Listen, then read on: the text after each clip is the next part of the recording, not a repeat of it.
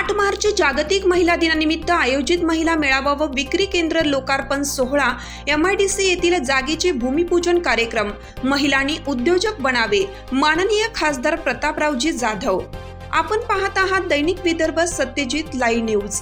आमच्या सहसंपादिका सौ किरण वाघ यांनी दिलेल्या माहितीनुसार महिला आर्थिक विकास महामंडळ बुलढाणा व महिला व बालविकास विभागाद्वारा बचत गटातील महिलांनी उत्पादित केलेल्या मालाला बाजारपेठ मिळवून देण्याकरिता विक्री केंद्र उभारणी करण्यात आली।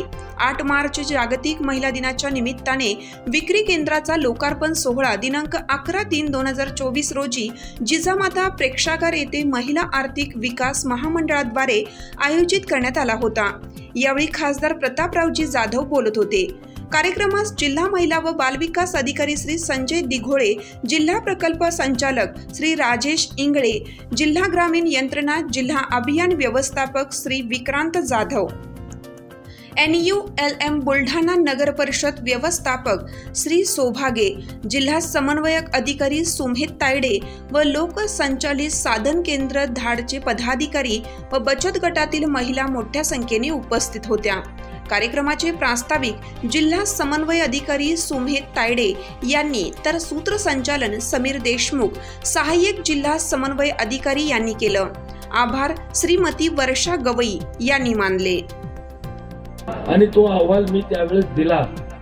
काय आमच्या लक्षामध्ये आलं की ग्रामीण भागातल्या आमच्या बचत गटाच्या महिलांना लाखो रुपयाचं कर्ज बँकेच्या माध्यमातून मिळतं।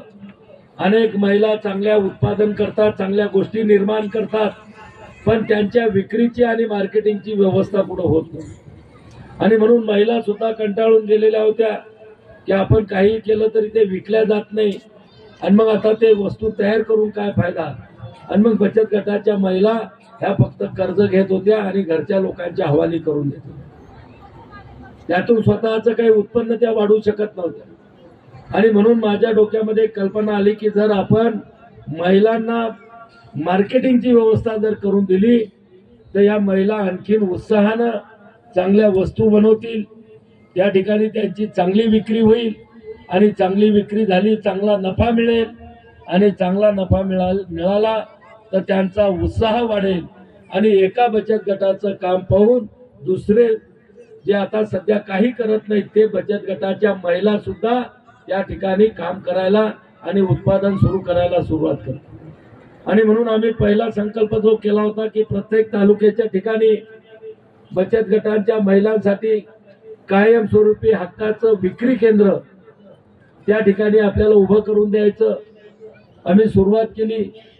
आणि आपल्या सगळ्या माता भगिनीच्या आशीर्वादाने आम्हाला त्यात यश आलं। आज जवळपास आपल्या सगळ्या तालुक्यामध्ये फक्त 1-2 ठिकाणी आपल्याला जागा मिळाल्या नाहीत, पैसा आपल्याजवळ आहे, त्या जागा शोधून त्याही ठिकाणी होणार आहे, पण जवळपास सगळे विक्री केंद्र त्या ठिकाणी उभे झाले।